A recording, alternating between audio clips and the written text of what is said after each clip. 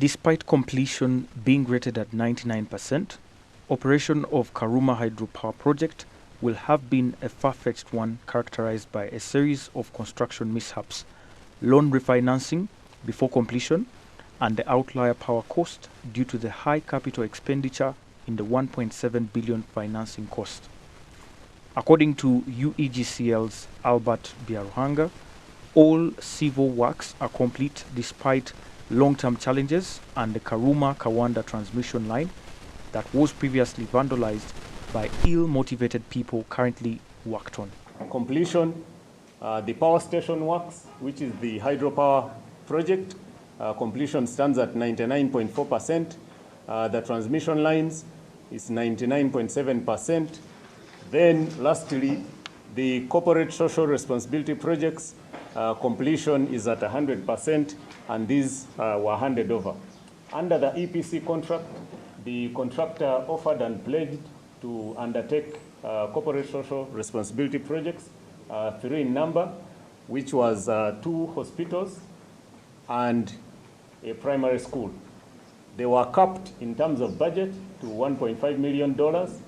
So after doing a feasibility study, we zeroed on Dichwinyi, which is in Oyam. There is a general hospital at a level of health center 4. Then the other one is Masindi Barracks. On a field visit to the site, amidst impression, the Prime Minister put the project engineer Biaruhanga to explain why some regional areas such as Lira are still disconnected from the grid despite the energy export to neighboring countries. We must guard this project jealously, because it is the umbilical cord of our development. The President has already made his directives. I can see most of them have been implemented. So the remaining ones, like having so many transformers, this we shall handle with the ministry to make sure that at least most towns are connected to power, and to make sure that all those small, even these small industries are connected to power. In light of the growing energy demand locally and through international trade, the State Minister for Energy, Okasai Opolot, confirms the country's needs to construct more power stations to address the deficit. 3 dams which we can construct: Oriang, Ayago, and Keba, just downstream. We need to bring them on now. And we should not wait until the time when we need that power. We should actually move very fast now to start a new project, because this one is virtually at the end of it and takes 10 years to construct a plant like this one. So if we don't start now, we risk to run short of power. And we need to implement that strategy. Right, Honorable Minister, Prime Minister, you know we are talking of getting into nuclear. It is because of the need to increase our power generation. So we have dropped 40 megawatts in the substation.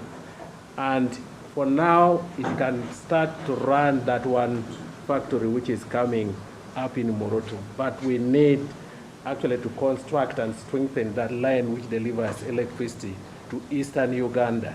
Because the line which is constructed for Moroto is a 132 kV, which can actually deliver up to about 80 or 120 megawatts to Moroto.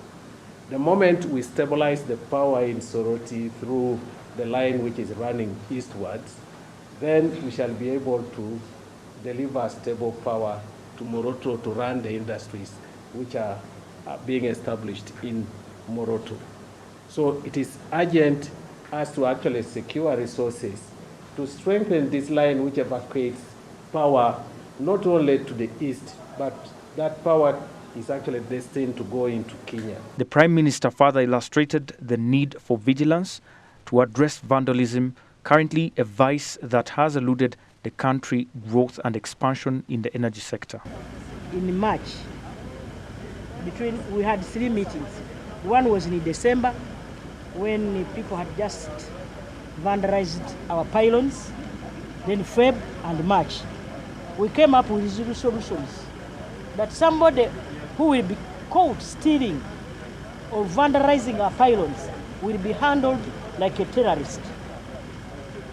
These terrorists are worse than ADF. Why? They are failing us to industrialize. We cannot industrialize without power. And so I want to warn these terrorists, or those people who want to vandalize our power lines, that time is up. Please don't go there. If you do, you know the cost. With a 600 megawatt project, Karuma is expected to add mileage to the country's installed capacity and largely addressing West Nile, whose disconnect from the grid has impeded growth in the area. Samuel Chirimunda, reporting for SMART24 TV, Business Today.